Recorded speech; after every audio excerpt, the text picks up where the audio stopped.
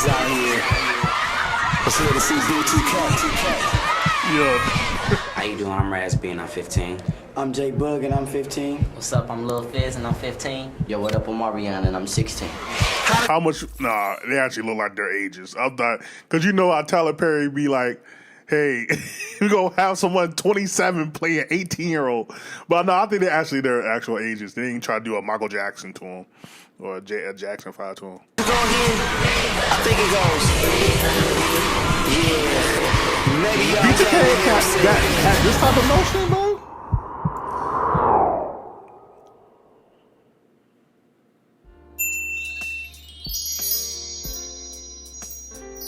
Hello everybody, welcome to the Impressive Channel. This music documentary profiles the career of the boy band B2K.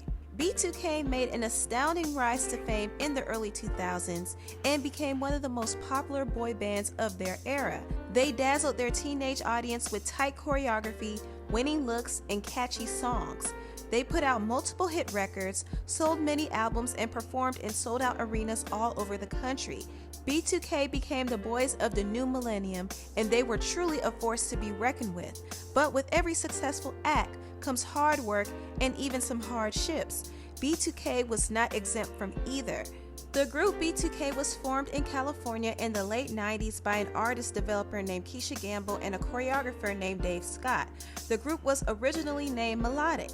Melodic included the members Drew Frederick, also known as Little Fizz, Jarrell Houston, also known as J Boog, and Demario Thornton, also known as Raz B. It additionally included two other members named Trey and Jahi, but they left the group and were later on replaced by Omari Granberry, who would be known as Omarion. That's his last name, Granberry? Yeah, okay.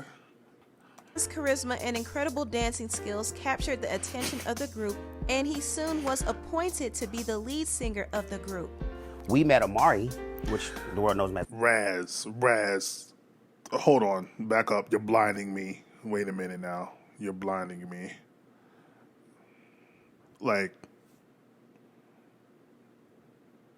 unless you going on stage and you about to sing Billie Jean, what are we doing? What's happening? Okay, my bad. Shut up. Amari, which the world knows him as Omarion. We met him at Marcus Houston's 18th birthday party, which is pretty dope. The boy had the skills. The boy was out there in the circle dancing around. We was like, yo, that's the guy that we need. Because all these different labels, they liked us, but they passed on us, unfortunately. At that time, we were looking for another member, and then we met Omarion. After Omarion joined the group, B2K got signed to Chris Stokes' management company, The Ultimate Group. Chris Stokes was a record and film producer who was responsible for the success of the boy band IMX/Immature, which included the singer and actor Marcus Houston. That's so funny that still to this day, Immature feels like a Mandela effect type of thing. Like, it doesn't feel like it was a real group. I remember Immature in Sister Sister. House Party 3, but for some reason in my brain, it was not a real group. I don't know why. That's crazy. That's funny. And the rap artist and producer Ty Dolla $ign.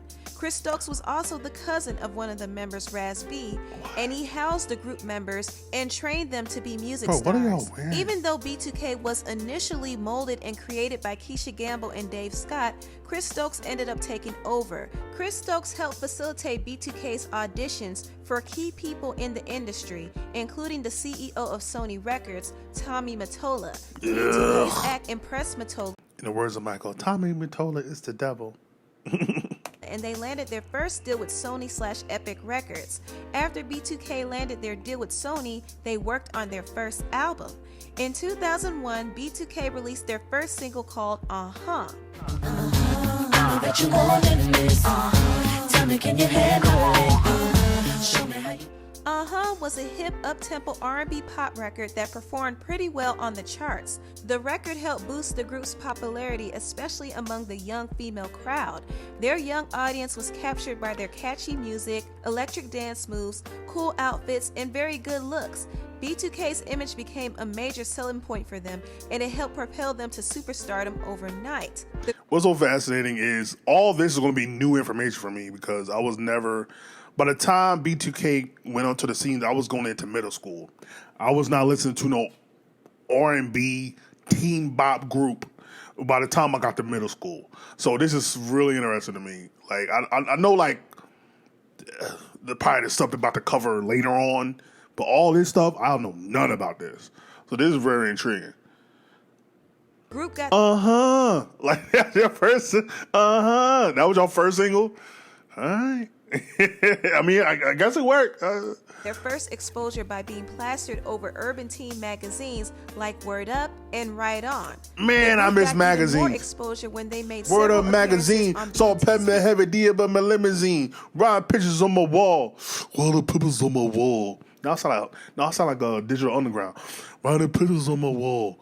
No the Magic Molly Mall. Mop to the tape pop. All right, let me shut up. My bad. appearances on BET's hit show 106 in Park. Ah! B2K's teenage fan base God, I did miss not 106 get in Park. enough of them. They were one of the most popular teenage boy bands of their era. In early 2002, B2K released their second single, Gots to Be. Only one man you serve. Gotta be your everything. Oh, I think I heard this. Gots to Be was a I smooth think I heard R&B it. track that also did pretty well on the charts. After they released Gots to Be, B2K put out their self-titled debut album and also released another single, Why I Love You. Maybe that's the reason why I love you. You're my heart. The reception That's of kinda B2K's slime, right? first album was great. The record debuted at number 2 on the Billboard Hot 200 charts and sold over 100,000 copies in the first week. Within months, the album was certified gold. B2K's Nice. momentum did not slow down. They joined a young rapper named Little Bow Wow on the Scream Tour.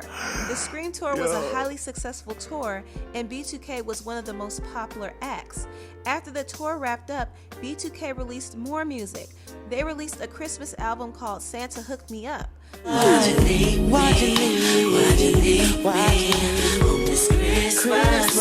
You're not an artist. You're not officially an artist from the 60s, 70s, 80s, 90s, 2000s unless you did a Christmas album. Like, that works every single time. Every single time. I don't know if there's one artist in the history of artists that have not done a Christmas album. That is so hilarious to me. It's so weird. Like, I don't know none of these. Like, outside of Bump Bump Bump, I don't know none of these records. Like, they just miss me completely. I might have heard Got to Be, but that's about it. Or Got to Be, whatever. Got to be real, got to be real, got to be real. Why You Leave Me on Christmas? That's the song is Why You Leave Me on Christmas? You got left on Christmas, bro? Under the mistletoe? Oh, you might. Oh, my bad. I'm not going. I'm jumping. Around this time, they also released a brand new single from their second upcoming studio album, and the single was called Bump Bump Bump, which featured hip-hop mogul P. Diddy. Baby, turn around and let me see that sexy body go bump, bump, bump. That is all I wanna see. Bump Bump Bump broke major records for B2K. The addictive rhythmic song was in constant rotation on the radio, and the record soared to the #1 spot on the Billboard Hot 100 charts. Wow. At that point, B2K was more than just a popular See, boy that's why I thought they were Diddy's group, because Diddy was around during their successful single period. So in my brain, they were with Bad Boy, but they weren't with Bad Boy. So that's why in my brain, I'm like, I thought they were with Bad Boy, but they weren't. But based on what happened to them, it sounded like they were with Bad Boy, specifically Diddy. So band. They were a phenomenon. In late 2002, they released their second studio album, Pandemonium. Pandemonium debuted in the top 10 on the Billboard Hot 200 Call the charts album and sold Pandemonium? over 1 million records. who in the marketing decided to call the album a teen bop out Pandemonium?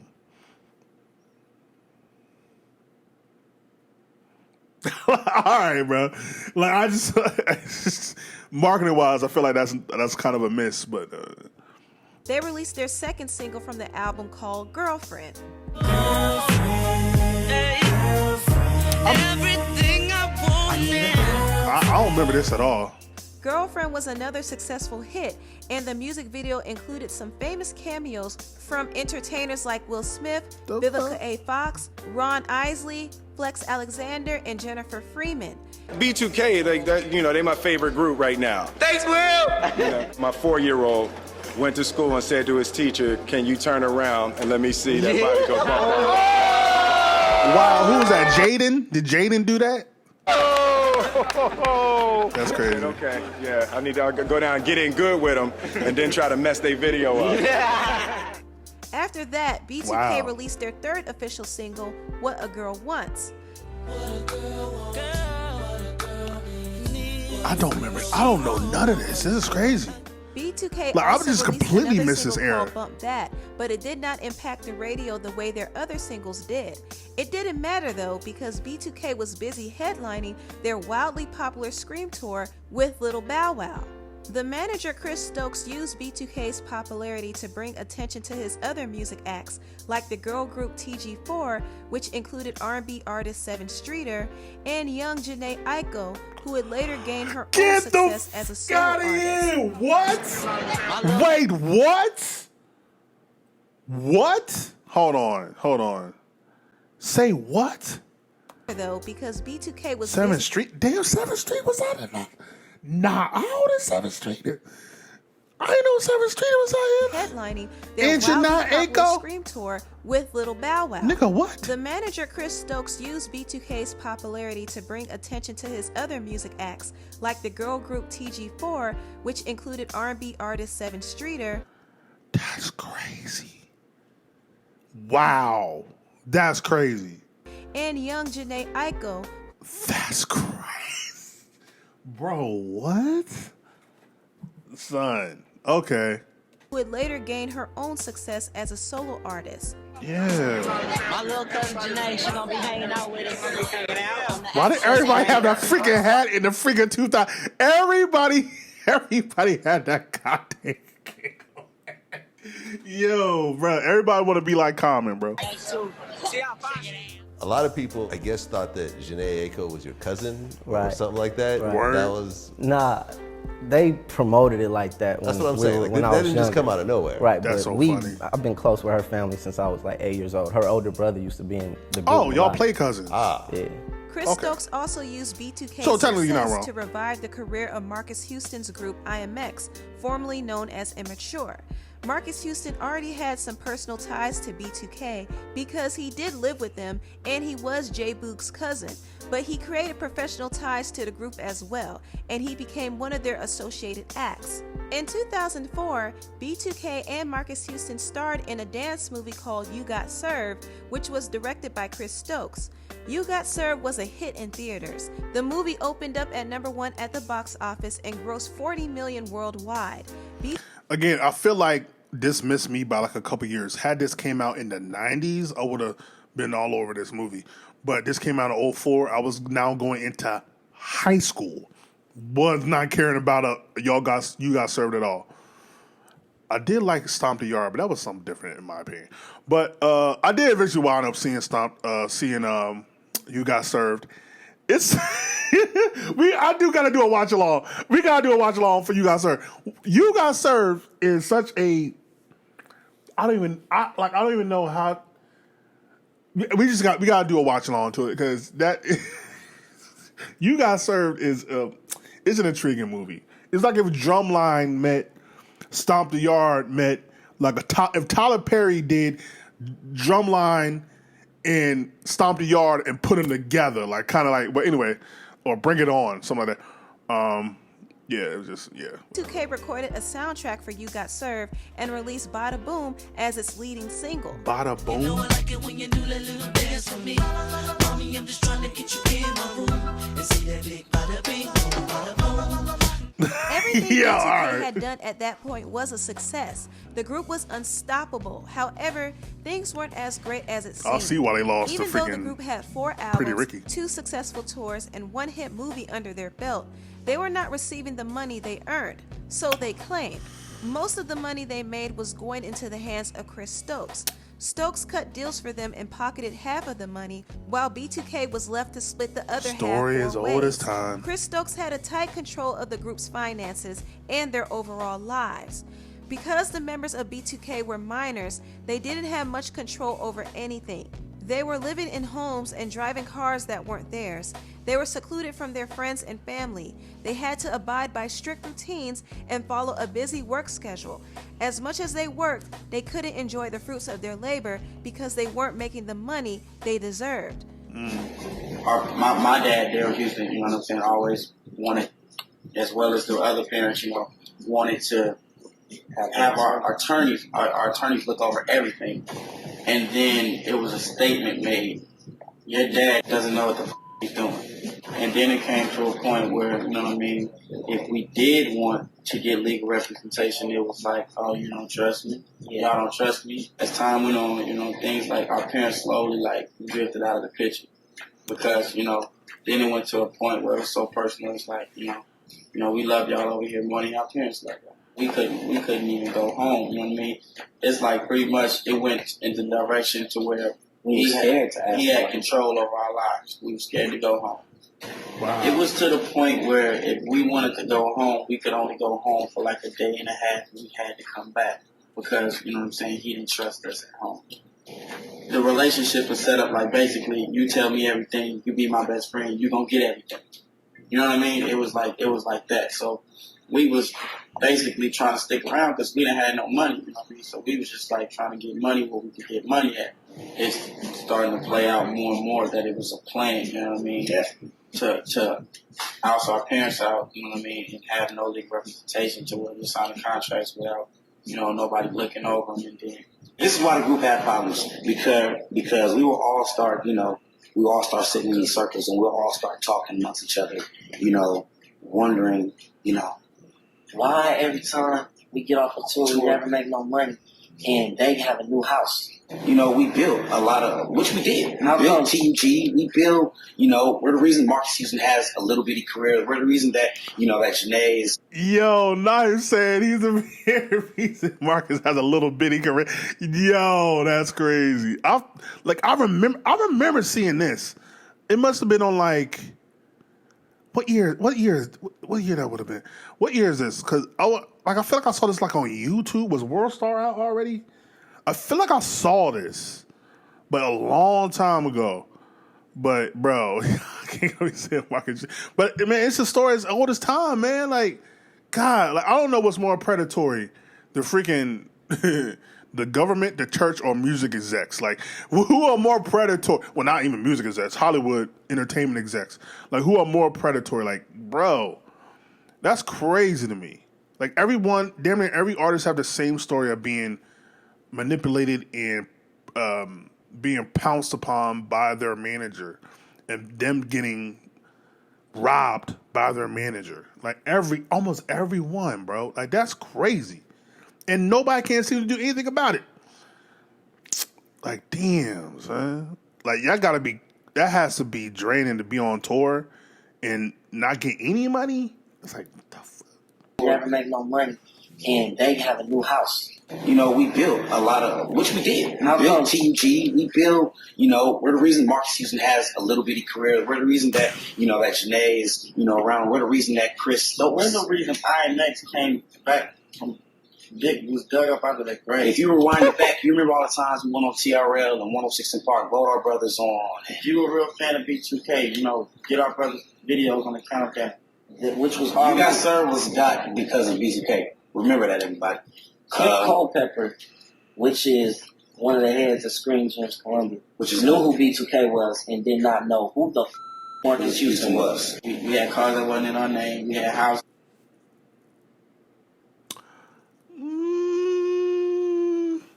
I'm having a hard time believing that. Like Marcus Houston, like this dude was a star since the early 90s. Like I said, he was on House Party. He was on Sister Sister. He was moving and grooving. Like, I'm having a hard time believing his ex didn't know who Marcus Houston was. Like, but they might be telling the truth. I mean, trying to think, what did he do after Sister Sister? That was like 99. I think he might have been off by the final season. So from like 99 to 2002, it might have been dry out here in these streets for him. So maybe he wasn't really visible, wasn't doing anything during that time. So that might have been the truth, actually. That weren't in our name. It was a controlled environment. Why was B2K not able to buy those houses on their own? Why did they not have enough money to buy those houses and, you know what I'm saying, be able to pay the note on them for a year? But at the same time, Marcus, Chris, Rome, you know, they was all able to go buy those houses. The group members Raz B, Lil Fizz, and J Boog were growing increasingly discontent with their manager Chris Stokes. They shared their frustrations with Omarion, and they all came to a mutual decision to return home to their parents and consult with their lawyers. However, that plan did backfire. According to an exclusive article from Vibe magazine, B2K plotted to leave Chris Stokes' management company and relaunch their group by themselves. However, Stokes found out about the plot.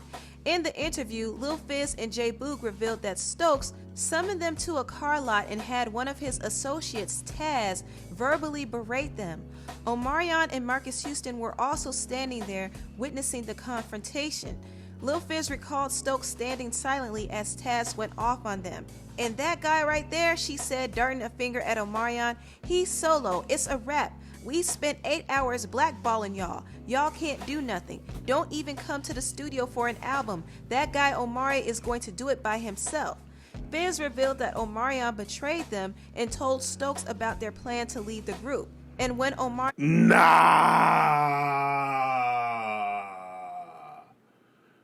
What?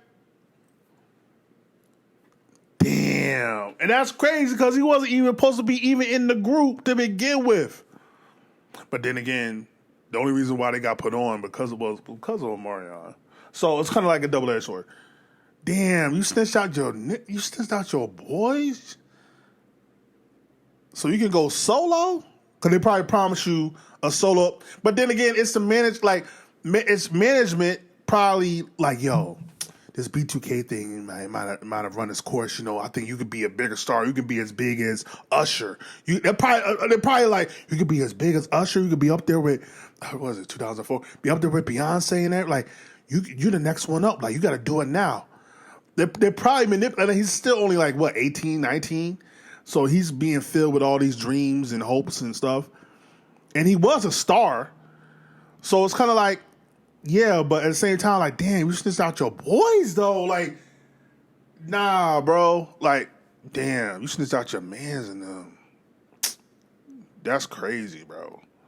But I'm not, like, entirely shocked, though. It's just very unfortunate, but that's crazy, man. That's crazy. But I'm not going to hold you. When he said they were in the parking lot, I thought they was going to get some Suge Knight type treatment and get beat up or something. Like, they got verbally abused. I mean, that's still messed up. But it's just like, bro, I thought that story was going to end up way worse. But, bro, that's crazy, Omarion. Damn, bro. was confronted about it, he broke down in tears. After the intense meeting, Chris Stokes kicked J Boog, Lil Fizz, and Raz B out of the homes they were living in. They did attempt to get their own place, but they found out they had issues with their credit. That's when they decided to take legal action. Meanwhile, Stokes' camp released a statement to the press saying that B2K broke up. This came as a surprise to Raz B, Boog, and Fizz because they never officially quit the group. All they wanted to do was cut business ties with Chris Stokes. We look up. We're in Las Vegas. We look up, and there's a press release that reads across CNN. It says B2K broke up. Or CNN? You know. Oh, so you guys didn't announce the breakup yourselves? No, of course not. So this is what, Chris Stokes? I would assume that. That was his camp, TUG, the Ultimate Group. Yeah, I would assume so. But the three of you pretty surprised that this happened? Yeah, of course. We were sitting there, we were watching it. It was funny to us. It was funny. Okay. Did you call Omarion at this point? And I don't think we talked to Omari. I think we all were. Somehow our communication got very blurry. You know what I mean? And it seemed like, come on, you got people saying stuff here. So it was just one of those type of things. Yeah, I think that was intentional. Again, I think management. One thing, man. Again, the music execs, man, they know how to freaking create a wedge and divide, man. I think that was all by design. I think they try to separate Omarion from the rest of the pack and create dissension to where they put all of it on the bandmates are gonna put all the blame on Omarion for why they're broken up, and then Omarion like, well, I carry the group, I need to go. So it's just, man, we've heard all this before, bro. It's nothing new. Again, this jacket for a Vlad interview is insane. I just want to point that out. Like, you would have been fine with just the shirt and the glasses, but like, I don't know, this jacket just throwing me all the way off, bro. So communication definitely went. B2K's breakup was a huge shock to their fans. Even though they were together for a short period of time, they made a big impact, so their fandom did not take lightly to the breakup. After the breakup announcement, Raz B, Fizz, and J Boog did an interview on 106 in Park, revealing their side of the story. Scream to a 2, Scream to a 3, we didn't make any money. Not one penny. We did 3 months of touring. In total, we did 6 months of touring and didn't receive 1% of a penny. We didn't receive a dime, nothing. In 2004, Jet Magazine covered the group's Reminds me of breakup in TLC. detail and got exclusive interviews from all the members. Although the group claimed that management was the reason behind the split, Omarion denied it. Omarion said, "I'm glad that I could go on record and set everything straight. It is true that B2K broke up, but it's not about me leaving or them leaving. It's about us growing up and wanting to do our own thing. Fizz is done with his solo record, and Raz has been working on his album and managing some artists, and I have been working on my new movie and also my solo record. It was just time for all of B2K to do their own thing." Omarion also denied that B2K did not make money from their Scream 3 tour. He said, "That's totally not true. I have plenty of money," he said. "I know that B2K split everything equally, and as I said, I have money in the bank and money to spend, so I don't know what they are talking about or what they did with their money." Omarion went on to claim that It doesn't look good if there's one person saying, "I got the money," and you have 3 other people that were part of the group saying, "Nah, we broke. We didn't get no money." So it's like,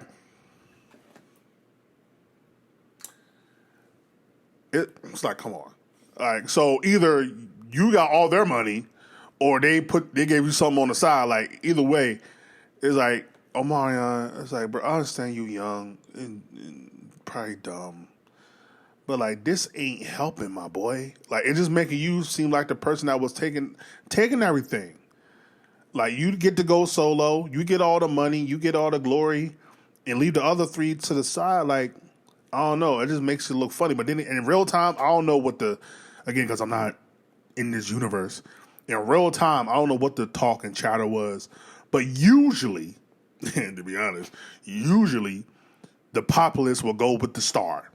So they probably all believe what Omarion said and then believe what Lil Fizz, Raz B, and other niggas said. What is his name? Raz B, Lil Fizz. No, it doesn't matter. Respectfully.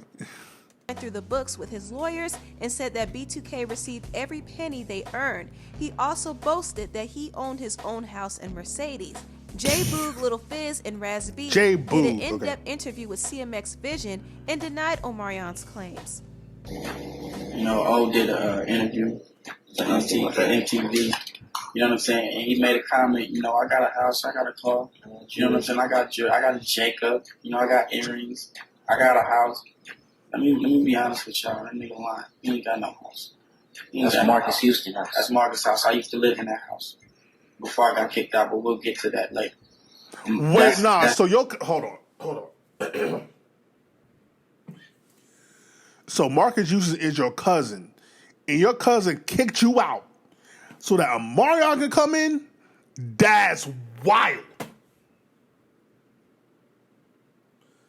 That is wild, my boy. That's crazy, dog. That has to be a different level of hurt. That your own blood cousin kicks you out his house so that he can put in the nigga that's getting all the money, the fame, and the glory. That's wild. I will be on a different type of demon time. Like, I'll be on a different type of time, and that was me. Like, I'm so, like, bruh, I would have been so heated, bro. Like, it would. Marcus Houston house. Omari paid to have furniture in our room. He doesn't own that house. Not even the master bedroom. He doesn't even have the master. He has a Jack and Jill room that connects. And A he's Jack trying to and cover it Jill? up, saying that, you know, he got money. Where did our money go? Let's set the record straight. We got money. But that don't mean that don't mean we got what's entitled to us. You know what I'm saying? Just because you got here, you got 100,000 there, you know what I'm saying? That don't mean that you got all your money. as a man, as men, we want everything that's due to us. We work for it, give it to us. Don't just give me, 1/4 of it. The members of B2K were very close with each other, but sadly after the breakup, J Boog, Raz, and Fizz grew distant from Omarion.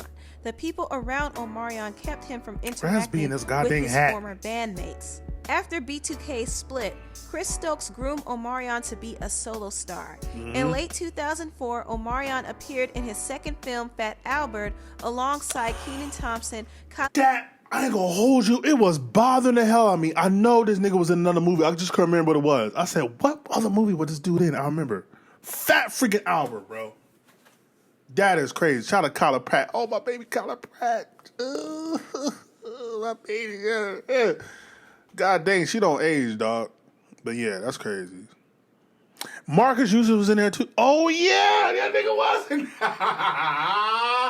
That nigga was in there. Yo, that's crazy. It really does pay, like, as much as people talk about talent and all that, it's just in any industry, it's all about who you know. It's not about what you know, it's who you know. 9 times out of 10. You can be as talented as all hell, but if you don't have the right connections, it don't matter. Because, Marcus treating Omarion better than his own cousin, bro. Like, that's crazy. That's wild, bro. Pratt and Marcus Houston. In 2005, Omarion released his debut solo album, O. O spawned 3 hit singles. Hey. I remember this. Yeah. Woo, touch.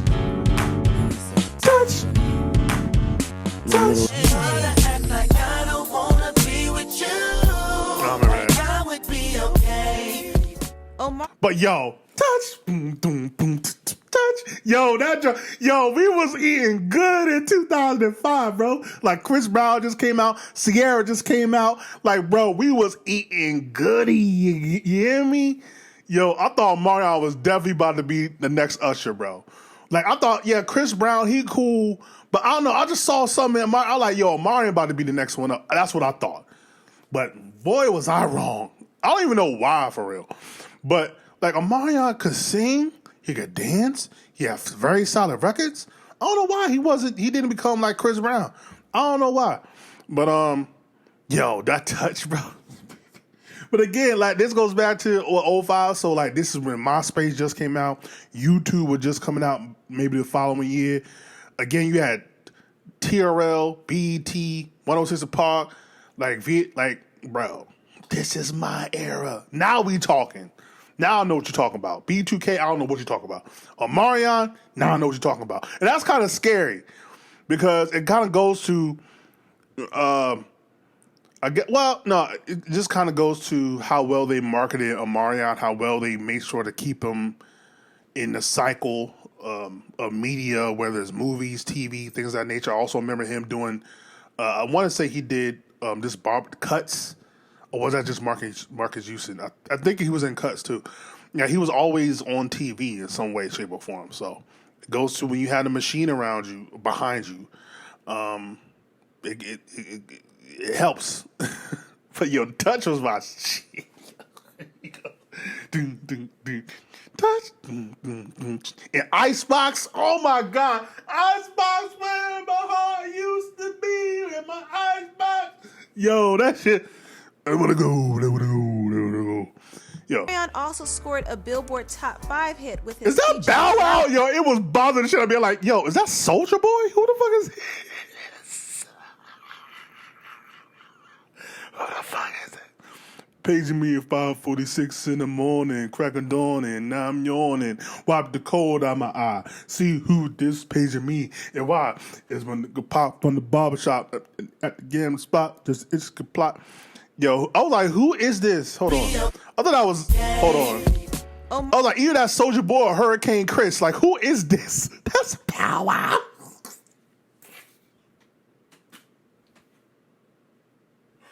This is officially when he said, I'm no longer Little Bow Wow.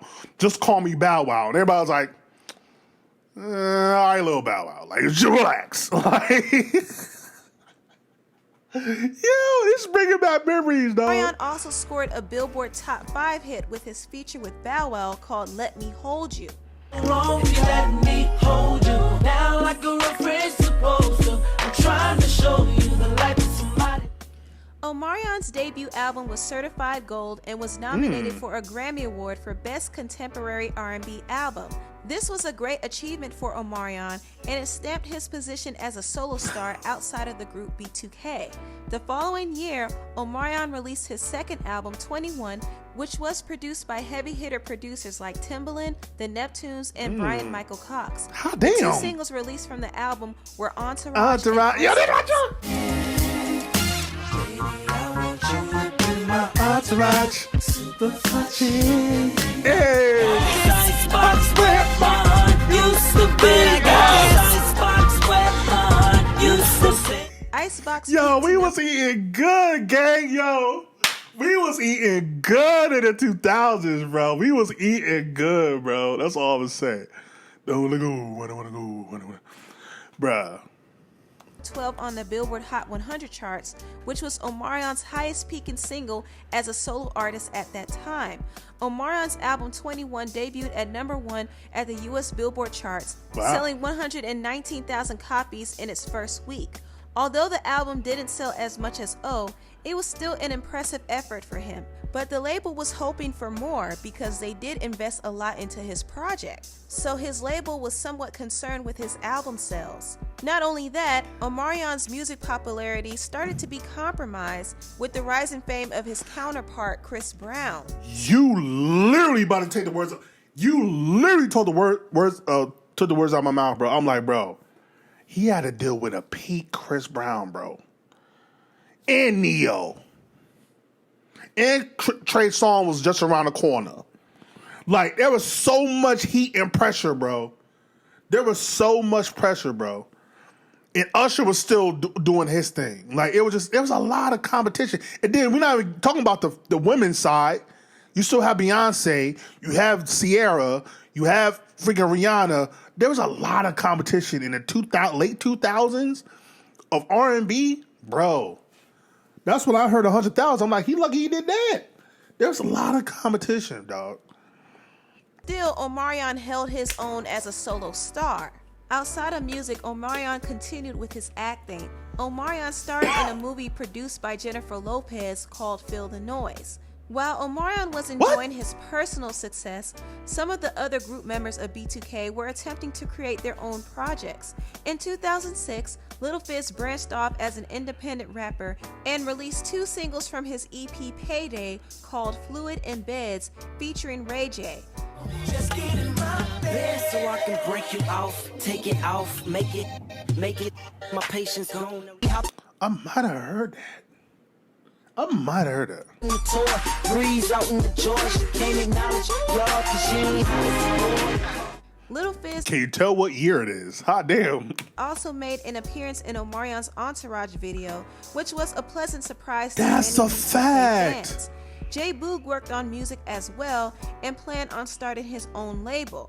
And Raz B released a first solo single called Fire, which was the #2 selling single in the country at the time of its release. What? Fire, yeah. You might get burned, baby, you'll never learn. Stay away from your fire.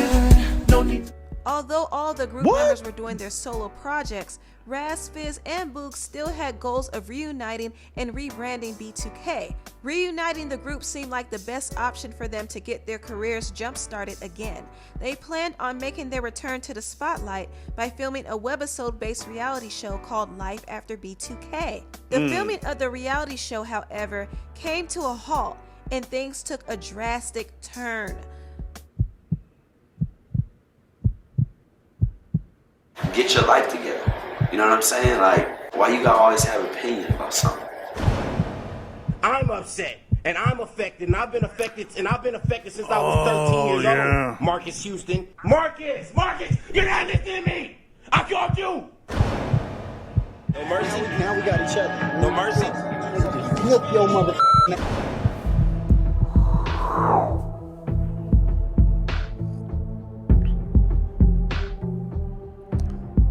Shout out to Impressive, bro. Yeah, we got to watch part 2, bro. But bro, like I said, I was never a B2K fan. They missed me by like probably a few years. But I know a lot about Omarion, so it's really funny how that worked out. It's kind of like what Chris Stokes wanted, I guess. That's Chris Stokes. Oh my god. The only reason why I know that name is because of what they're probably gonna go over in part 2. It's like wow. But yeah, B2.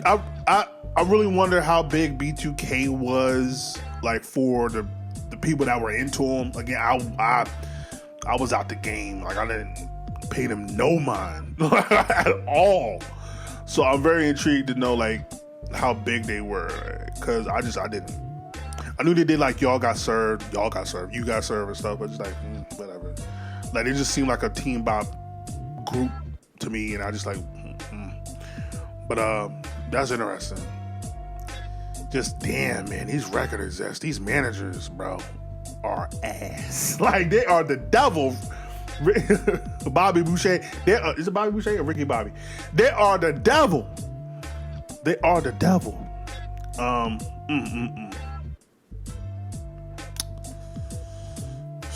Then they brought me back to that icebox where my heart used to be. Yo, Bobby.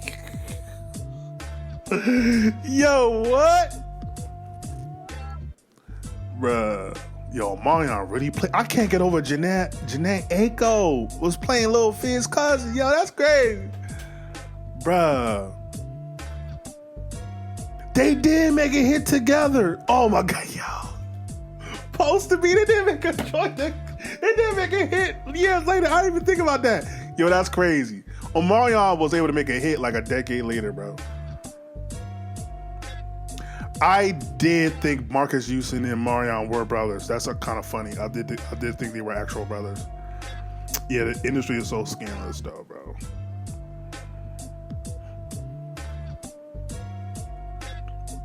Yeah. Yeah, Todd Dolla $ign be part of Immature. Like, what? Todd Dolla $ign more talented than all of them put together, okay? Like, bro, his album was a free TC, whatever, 2015. Yo, that joint is my. Yo, that album is my joint. Anyway, yeah, B2K, man. I always wondered what really happened to him. I think I watched some of the stuff when in real time when it happened. But again, because I was never a B2K fan, I'm like, I only care so much about this. Like I only care so much about this. So like, bro, that's crazy, bro. Like, damn, Omarion really got. Omarion, like, he got that money, he got the fame and everything. Like, he even got to move in Marcus Houston's house, and he just kicked everybody else to the curb. Like, damn, man, this industry is cold-blooded. But yeah, let me know your thoughts. Part 1, shout out again to Oppressive. B2K Music Story Part 1. Let me know your thoughts, your feelings. If you were around, if you were a fan, how were you feeling during the time? But yeah, like, comment, subscribe, share all the things, other things. Ain't gotta go home. You gotta get that stepping. Peace. Icebox where my heart used to be. Welcome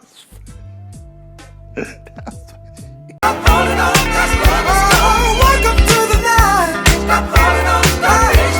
Stayed up all night. Did you tell me this was over? There ain't no use talking it over. Yeah, or can you try to tell me sooner? But can you tell me it was over?